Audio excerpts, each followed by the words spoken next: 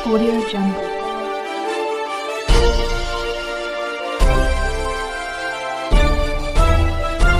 Audio Jungle. आप देख रहे हैं CRS न्यूज सच के साथ। भदोही से संवाददाता रीता बिंद की खास रिपोर्ट। जनपद के कलेक्ट्रेट सभागार में सोमवार को प्रशासनिक अधिकारियों द्वारा संविधान निर्माता बाबा डॉ भीमराव अंबेडकर की जयंती मनाई गई, जिसमें सर्वप्रथम जिला अधिकारी विशाल सिंह और अपर जिला अधिकारी कुंवर वीरेंद्र मौर्य द्वारा बाबा साहब के भी जयंती पर उनके चित्र पर पुष्पांजलि अर्पित करके नमन किया गया, जिसके बाद कलेक्ट्रेट सभागार में मौजूद अन्य विधायकों, प्रशासनिक अधिकारियों और कर्मचारियों द्वारा बाबा साहब को श्रद्धांजलि दी गई।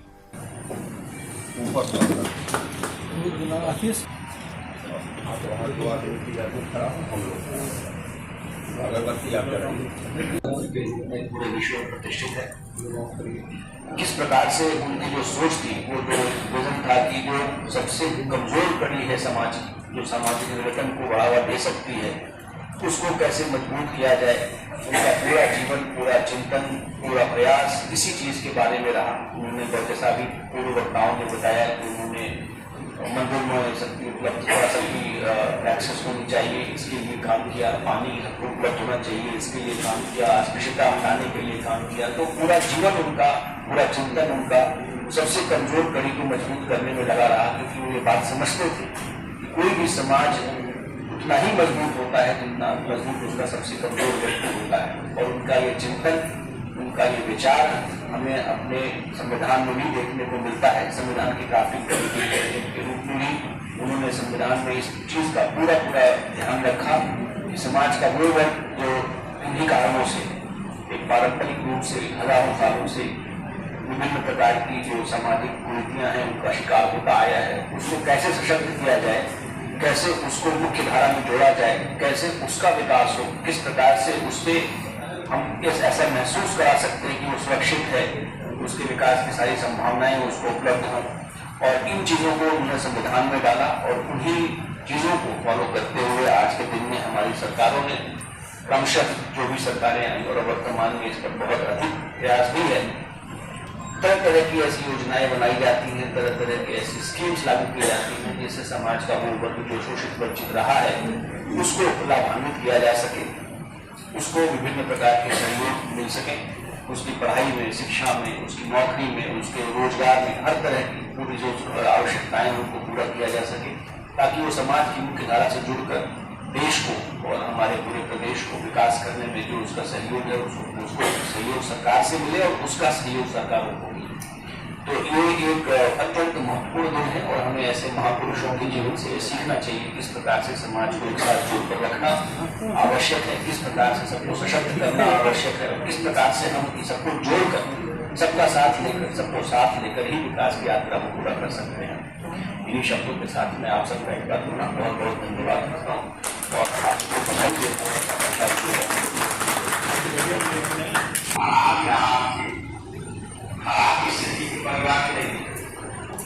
बाबा साहब डॉक्टर अम्बेडकर के पिता सेनानायक मौजूद नहीं थे। हर चीज का उनका एक लंबा इतिहास इस पर पूरा नहीं कर सकता।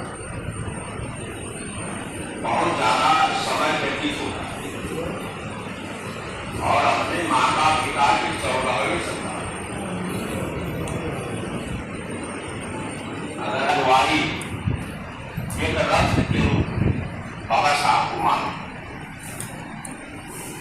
यह रत्न पैदा हो। बाबा साहब की कक्षा 1 से लेकर के और इंटर तक की पढ़ाई पर किससे चर्चा किया जा सकता। जब विदेश गए हैं, गायकवाड़ साहब से कमिटमेंट हुआ था, एग्रीमेंट हुआ था। कई विद्वान साथी बैठे हैं, इसको देखेंगे आप। गायकवाड़ महाराज से एग्रीमेंट पर उनको छात्रवृत्ति दी गई और वो विदेश गए। पढ़ाई लिखाई करने के बाद गायकवाड़ महाराज के यहाँ नौकरी कर उसके बाद उन्होंने रजिस्ट्री भी की, सलाहकार की ऑफिस भी उन्होंने खोला, 4 पत्रिका उन्होंने निकाला, 4 पेपर साप्ताहिक निकाला। दैनिक की उनकी ताकत नहीं थी कि दैनिक अखबार निकाल, साप्ताहिक निकाल रहे। समय समय पर 4 जो अखबार निकाले गए और जो उसके नाम रखे गए, तो स्टेट बाय स्टेट नाम रखे गए। आप रिसर्च करेंगे कि चारों अखबार के नाम क्या क्या और यह नाम रखे ही क्यों गए, कुछ और नाम क्यों नहीं रखा गया। और महातालाब में पानी पीने का दलित वर्ग है, सामाजिक और आर्थिक रूप से कमजोर लोग हैं, उनके उत्थान के लिए उन्होंने कार्य करना शुरू कर दिया। धीरे धीरे आगे चल करके उन्होंने जो है अपने कड़ी मेहनत और लगन से जो 3000 वर्ष पुरानी छुआछूत की परंपरा का चलन चलता रहा था, उसके खिलाफ इन्होंने किया।